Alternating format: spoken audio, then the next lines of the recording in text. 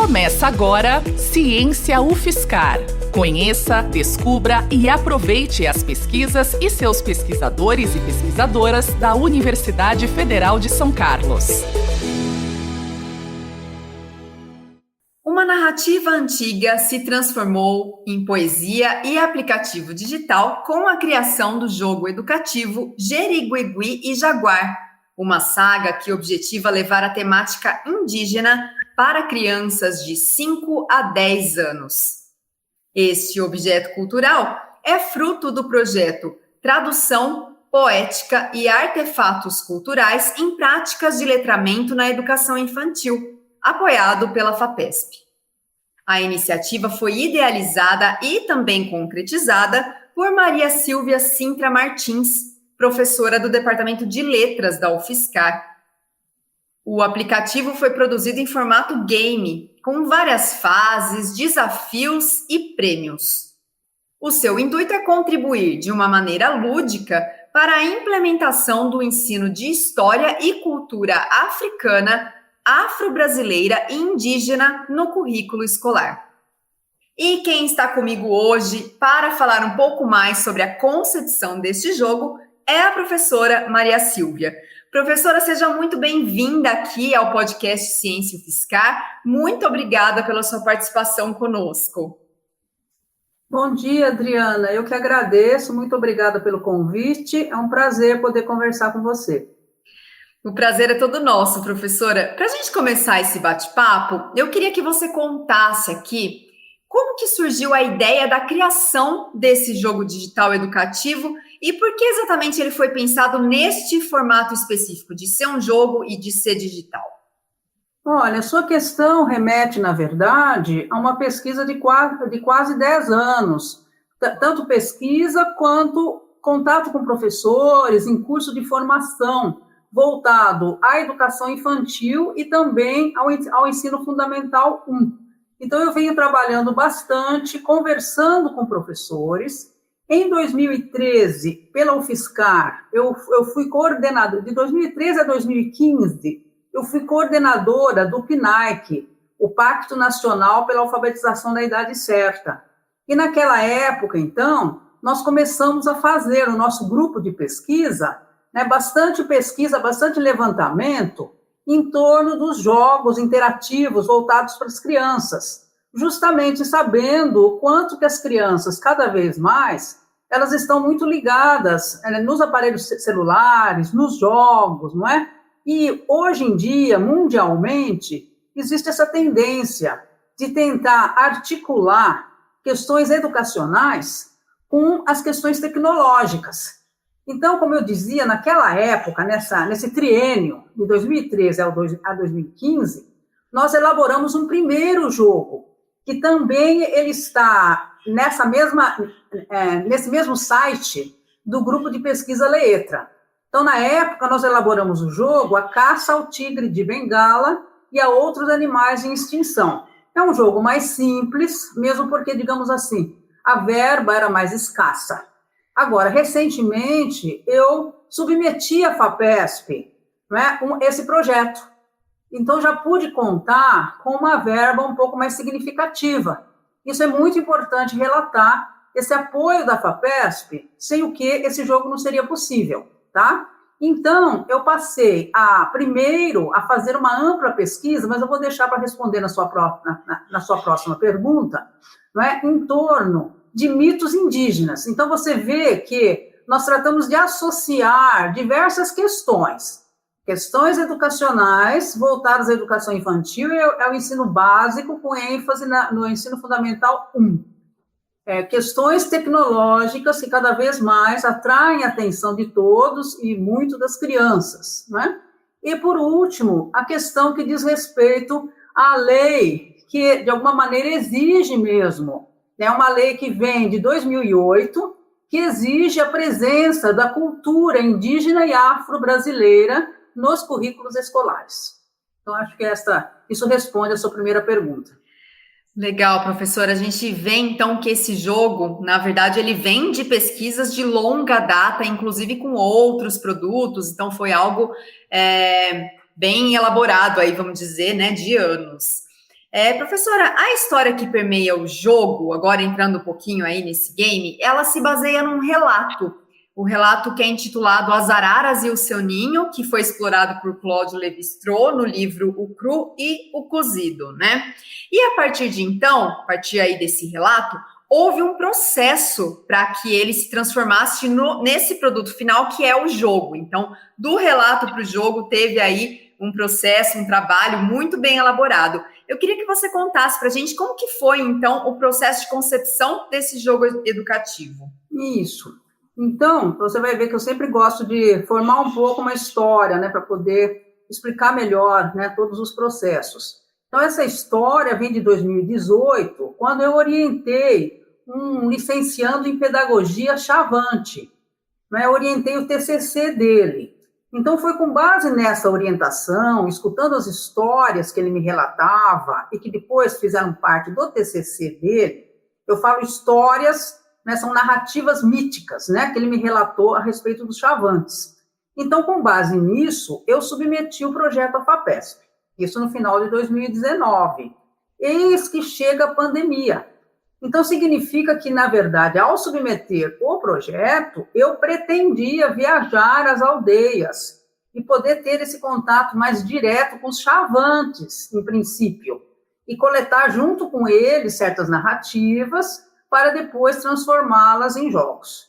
Chegou a pandemia, já não era mais possível esse trabalho de campo, essa ida a campo. E foi então que eu comecei a fazer a pesquisa bibliográfica, que seria substitutiva, não é? Bom, quem é mais reconhecido nesse âmbito, né, de ter feito um amplo levantamento da mitologia sul-americana, é o antropólogo francês Claude Lévi-Strauss, cuja obra eu já tinha conhecimento. Então, eu comecei a manusear os vários volumes, começando pela história do lince, e depois pelos 4 volumes das mitológicas. Na história do lince, já Lévi-Strauss faz referência a esse mito, que ele chama de M1, não é? Que é uma narrativa mítica, então, dos Bororos e não dos Chavantes, não é? E que ele escolhe, né? Isso eu não vou agora me estender sobre isso, por que ele faz isso, mas ele escolhe esse mito como um mito de referência. Depois eu fui percorrendo, então, uma centena de mitos indígenas brasileiros, né? E cada vez mais percebendo o quanto As Araras e Seu Ninho, né, tinha realmente um peso pelo tipo de narrativa e particularmente porque o herói, né, é um menino indígena, o que não acontece com tanta frequência, né, nas narrativas míticas indígenas. Então, a minha escolha se deu, em parte, pela prioridade que o próprio antropólogo francês atribui a essa narrativa mítica, que ele chama de M1, né? E, em parte, exatamente porque ali eu encontrava um herói que era uma criança. Isso seria, assim, geraria, assim, um ambiente bastante atraente, envolvente para as crianças, tá? Agora, para falar sobre o mito em si, ele é muito interessante, né? Porque ele fala de uma criança que tem um certo comportamento que não agrada ao pai, e esse pai age de forma vingativa e punitiva, e atribui a essa criança algumas ações que ela teria que realizar, mas, na verdade, já sabendo que elas seriam impossíveis e levariam a criança à morte. A criança vai e relata para a avó, né, dizendo, né, do desafio que ela tinha pela frente, e a avó, então, conta para ele que esse desafio era mortal, mas que ele ficasse tranquilo, porque ela ia ceder a ele um bastão, né, um bastão mágico, né? Então, essa avó, embora não seja esclarecido na própria narrativa mítica, mas ela tem, como a gente poderia dizer, uma aura xamânica, ela tem um quê de xamã, né? Você sabe que entre os indígenas, os xamãs não precisam ser só homens, podem ser mulheres também. Então, essa avó, com uma aura xamânica, ela dá ao neto um bastão, e com esse bastão é que o neto vai conseguir dar conta dos desafios que ele tem pela frente. Ele passa por esses 3 desafios, consegue resolver todos, não é? E então o pai atribui mais um, que esse aí seria, de fato, o pai já sabia que esse o menino não ia conseguir dar conta. que era subir nas escarpas, né, de uma montanha, de um rochedo, e lá no alto capturar umas ararinhas. E o pai estende a escada, uma vara, um tipo de apoio, para o menino poder subir nessa escarpa, e a hora que o menino sobe, o pai puxa a escada fora para deixar realmente o menino numa situação de impossibilidade. Mas ele tem esse bastão. Então, esse é o resumo, né, da história, tal qual ela está mesmo na narrativa mítica original pertencente aos indígenas Bororo, né? Digamos, é um patrimônio cultural dos indígenas Bororo. Ah, que legal. É uma história bem inspiradora, né, professor? E aí, vindo para o jogo, é um trabalho bem minucioso. Você comentou aqui, ao mesmo tempo, assim, essa preocupação em tornar o produto atraente para as crianças, enfim, com a figura de um herói. Então, isso é bem legal. E aí, agora a gente entrando no jogo, esse jogo ele é dividido em fases mesmo e com vários cenários diferentes, aí 6 cenários diferentes. Você pode falar um pouquinho e detalhar esse funcionamento? Como que ele está estruturado na plataforma? Isso, olha, eu no departamento de letras, como também na pós-graduação em linguística, não é? Uma das principais frentes na qual eu trabalho é a frente de tradução, mas entendendo-se esse termo tradução em sentido bastante amplo, tá? Então, eu estou puxando esse gancho para te explicar o seguinte: eu pego a narrativa mítica como ela foi lá narrada pelos indígenas. Aliás, nem eu não sou quem pego, né? O antropólogo pega essa narrativa mítica da boca dos indígenas e ele transcreve, né, primeiro em língua bororo, depois ele traduz para o francês. Vai notando como tem vários processos tradutórios.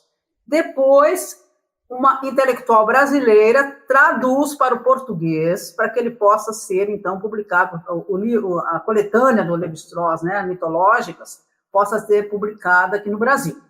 Eu, agora, como professora do Departamento de Letras, manuseio, então, esses volumes em língua portuguesa e traduzo, eu faço mais uma tradução. Só que agora é o que a gente já não é a tradução mais convencional, de uma língua para outra. É a tradução que a gente chama de intergenérica. Né? Eu vou traduzir a narrativa mítica num roteiro. Essa foi a minha parte, eu traduzi num roteiro. Nesse roteiro, eu inventei uma série de diálogos entre os animais. Então, quer dizer que eu adicionei elementos, né, que não pertenciam à narrativa para poder, por assim dizer, compor o cenário, né, em que essa narrativa se insere. Então, eu fiz uma tradução, transformando aquela narrativa mítica original num roteiro adequado, que eu imaginei que seria adequado para jogos. Nisso, eu contrato a empresa especializada em jogos e começo a dialogar, então, com o principal engenheiro em software, né, que iria supervisionar o trabalho em si, né, dessa transformação num jogo de plataforma. Quando eu começo a dialogar com ele, eu vou percebendo que o roteiro, tal qual eu tinha elaborado, ele também não dava muito certo para o jogo de plataforma propriamente dita. Porque naquele momento, em 2021, né, eu ainda não entendia muito bem esse funcionamento do jogo de plataforma, aliás, 2020, né? Eu não entendia muito bem, então eu tive que aprender, né, junto com esse engenheiro de software, e tive que ir transformando o roteiro como eu tinha feito antes, porque, segundo ele, e é fato, depois eu fui compreendendo, o meu roteiro estava mais adequado para uma animação e não para um jogo de plataforma. Então, foi, digamos, em trabalho cooperativo, né, com essa empresa especializada em jogos, uma empresa aqui de São Carlos, né, que nós fomos transformando, então, o roteiro que eu tinha feito, não é, de uma forma adequada para o jogo de plataforma, que é o que nós temos hoje, então, online, no site do Letra. Muito do que eu tinha elaborado antes no roteiro, digamos 70% mais ou menos, aparece no jogo como ele está posto hoje em dia. Principalmente os diálogos em que os animais aparecem, as falas entre Jeriguigui, sua avó e seu pai, tudo isso já existia no roteiro original. Agora, a maneira como os jogos propriamente ditos, né, eles foram sendo implementados, isso eu tive que ir aprendendo junto com essa empresa especializada. E é isso que tornou também, acredito, o jogo bastante atraente para as crianças e do jeito como hoje em dia elas estão acostumadas a jogar. Então, com isso, eu espero ter conseguido, não é, como é que a gente fala, um artefato cultural híbrido. Ele é híbrido porque ele tem características de um livro, né, de um livro digital, misturadas, hibridizadas com o que é o jogo digital, né? Então, existe ali o jogo de plataforma, em que a criança tem que ir clicando para fazer, né, o personagem, o Jeriguigui, ir saltando e pulando e não cair no abismo, por exemplo, né? E também fazer com que ele vá conseguindo pegar as penas de araras que ele precisa pegar no decorrer do caminho, não é? Então, isso é típico do jogo de plataforma, propriamente dito. Né? Também tem um momento em que o colibri, o gafanhoto e a pomba, eles têm que passar, né, num certo circuito que a criança tem que ir fazendo eles subirem e descendo, senão eles vão bater, né, em certas rochas. Isso é típico do jogo de plataforma e que, digamos, não estava previsto no meu pensamento. Eu aprendi, né, no decorrer da implementação desse jogo. Espero ter respondido sua pergunta. Com certeza, a professora respondeu sim. E como você comentou, o jogo ele já está disponível para download, ele é gratuito, qualquer pessoa que tem interesse pode baixar, e inclusive professores, especialmente da educação infantil e do primeiro ciclo do ensino fundamental. Então, são aí mais voltados especificamente para as crianças aí de 5 a 10 anos, né? E nesse contexto, como que o jogo ele pode ser explorado pelos educadores em sala de aula? Isso, tendo o jogo pronto, eu tratei de elaborar um tutorial. Quando os professores em particular, né, quando eles forem baixar o jogo, eles vão ver que tem um arquivo anexado junto, no mesmo lugar. Né, um arquivo que existe uma certa instrução, né, para que os professores leiam esse arquivo antes de verem o jogo. Quer dizer, eles podem ver o jogo, mas se eles tiverem esse interesse na utilização do jogo em sala de aula, é aconselhável que eles leiam, não porque eles têm que seguir o que eu coloco lá, mas porque eu coloco algumas sugestões e orientações de um trabalho possível em sala de aula. Então, essas orientações são bastante voltadas para o que hoje em dia a gente chama da articulação de alfabetização com o letramento. Então, existe esse enfoque. E por isso mesmo essa escolha desse segmento, que seria a educação infantil na fase 5, que é a criança de 5 anos, e o ensino fundamental 1. Então, imaginando-se que que a gente, não é imaginar, é uma realidade, né? Que nessa faixa etária dos 5 aos 9 anos, você pode trabalhar com elementos de alfabetização e letramento, o que varia, porque eu falei de uma certa amplitude de faixa etária, de 5 a 9 anos, né? E nesse documento que eu coloco junto, né, eu faço as sugestões e sempre dizendo que, de acordo com a classe com a qual o professor trabalha, ele vai sentir que vai dar maior ou menor ênfase a tais ou tais elementos. Então, esse arquivo que está anexado junto com o jogo, ele traz duas possibilidades simultâneas, né, de como se trabalhar com o letramento. Hoje em dia, o termo letramento, ele tem uma amplitude grande, né, querendo dar conta de questões como da sustentabilidade, da preservação do planeta. Isso está dentro disso que a gente chama de letramento, tá? Agora, a alfabetização já tem mais a ver com uma questão mais técnica.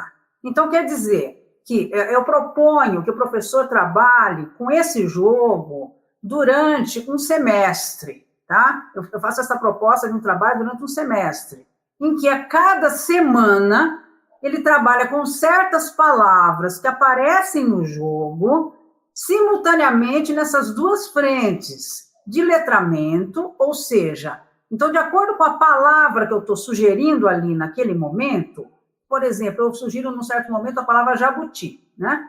Então, em torno dessa palavra, as crianças vão discutir em sala de aula e vão pesquisar, né? Porque a ideia é fazer também as crianças pesquisarem, é impulsionar as crianças à pesquisa e aos registros. Então, se a palavra é jabuti, vamos incentivar as crianças a verem melhor quais são os animais brasileiros que estão em extinção. O jabuti é um desses animais. O que são animais em extinção e qual é a diferença com animais em risco de extinção, por exemplo, né? Então, há uma série de questões voltadas à pesquisa, né, que podem ser trabalhadas em torno de tal palavra, depois da outra palavra, depois da outra palavra.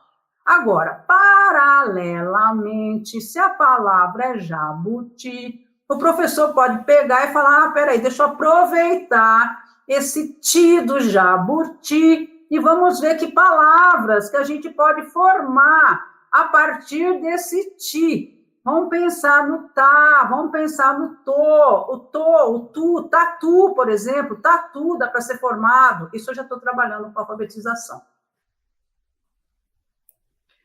Fantástico, professora. E acho que agora, complementando aí essa conversa da sala de aula, dos ensinamentos, com a nossa pergunta final. Como, então, que a iniciativa, o jogo, ele pode contribuir para a implementação do ensino de história e cultura africana, afro-brasileira e indígena no currículo escolar? Isso. Então, quer dizer que isso que eu acabei de falar agora, né, já depende de uma tomada de decisão do professor, de querer, de fato, trabalhar durante um semestre, explorando as possibilidades silábicas da língua portuguesa e voltando-se, não é, a essa frente da alfabetização com as crianças, né, de 5 anos, nem é uma prioridade propriamente dita, não é? Mas quanto mais avança essa faixa etária, mais é uma prioridade, caso a criança ainda não tenha se alfabetizado, certo? Então, isso daí, digamos, corre paralelo e depende de uma iniciativa do professor, se bem que eu estou também para ter uma conversa com a secretária de Educação Municipal, né, para a gente ir estudando maneiras de, pelo menos, a gente conseguir montar um projeto piloto aqui em São Carlos. Eu gostaria de ter, por exemplo, 6 professores, 6 professoras que comprassem, digamos assim, comprassem essa ideia, né? Comprassem uma maneira de falar, que aderissem a essa ideia, né? De trabalhar em torno de 4 meses com esse pensamento da alfabetização e letramento, com a utilização, né, desse jogo. Né? Então, esse é um ponto que eu gostaria de desenvolver de uma forma mais sistemática. Agora, mais sistemática, né, eu falei. Agora, por outro lado, o jogo em si, independentemente de qualquer sistematização, só da criança ou do adulto, né, porque o jogo, embora ele tenha sido pensado como para atingir esse público infantil, mas quem não gosta de jogo, né? E principalmente quem gosta dessa vertente, né, da temática indígena, vai lá querer jogar, vai lá querer conhecer. E no que você está jogando, vão aparecendo animais ali no seu caminho, que é no caminho do Jeriguigui, né? À medida que ele vai andando ali, vão aparecendo os animais. E cada animal, ele vem com um certo recado, percebe? Aí que eu respondo a sua pergunta. Ele vem com um certo recado. Uma hora ele vem dizendo quantos indígenas vivem nas aldeias no Brasil. Uma outra hora ele pergunta para as crianças, você sabe onde é que moram, onde é que vivem os indígenas Bororo? E vem então esse desafio para a criança resolver. Num outro momento vai se falar de quantas línguas existiam no Brasil antes de chegarem os colonizadores e quantas línguas existem hoje em dia. Então quer dizer que só de jogar, só de percorrer o jogo, a criança ou o adulto já está tendo esse contato com um pouco com a língua, é bem pouco, mas tem alguns elementos que apresentam, tem alguns momentos em que se apresentam elementos da língua Bororo, né? E bastante, né? Ele vai ter muitas informações, né, sobre as questões indígenas de modo geral. Então, nesse sentido, é que o jogo, ele busca contemplar, sim, essa vertente, né, de pôr as crianças em contato com a cultura indígena brasileira. Muito legal, professora Maria Silvia, realmente é um trabalho encantador, e eu acho que fica aqui a inspiração para todos nós que estamos te ouvindo. Professora, muito obrigada pela conversa e parabéns, queria te parabenizar aqui pelas suas pesquisas e pelos trabalhos tão ricos realizados até aqui. Isso, quero também contar para você e para quem vai nos ouvir que nós estamos começando a produzir um segundo jogo em torno das temáticas indígenas, tá? E que dessa vez a etnia, não é, escolhida, né, o povo indígena escolhido vai ser o povo Maraguá, que é um povo da Amazônia, tá bom? Aí, que legal. Eu te contarei mais para frente, quando esse outro jogo ficar pronto, eu vou te contar por que nós escolhemos os indígenas Maraguá, porque daí tem uma outra riqueza, né, um outro mundo que a gente vai também poder ter contato. Com certeza, professora. Então, teremos novidades em breve. Depois a gente volta aqui no Ciência UFSCar para falar desse novo jogo. Obrigada, Adriana, por todas as suas perguntas e por essa possibilidade, né, esse momento rico de conversar com você e de poder levar, né, para o pessoal que está nos escutando mais elementos, mais informações, né, sobre esse jogo que nós produzimos e que, claro, a gente ficará muito contente de saber que as pessoas estão jogando, estão gostando e, quem sabe, vão utilizar em sala de aula. Muito obrigada, professora. E falando do jogo, ele está disponível para acesso de todas as pessoas interessadas e é só baixar no site do grupo de pesquisa Linguagens em Tradução. O site é o www.letra.ufscar.br. Muito obrigada a todas as pessoas que nos acompanharam neste episódio e até o nosso próximo encontro. Adriana Arruda para o Ciência UFSCar. Você ouviu Ciência UFSCar, uma produção do Instituto da Cultura Científica em parceria com a Rádio UFSCar. Acompanhe as últimas notícias sobre o conhecimento produzido na universidade no Twitter em @ciência_UFSCar.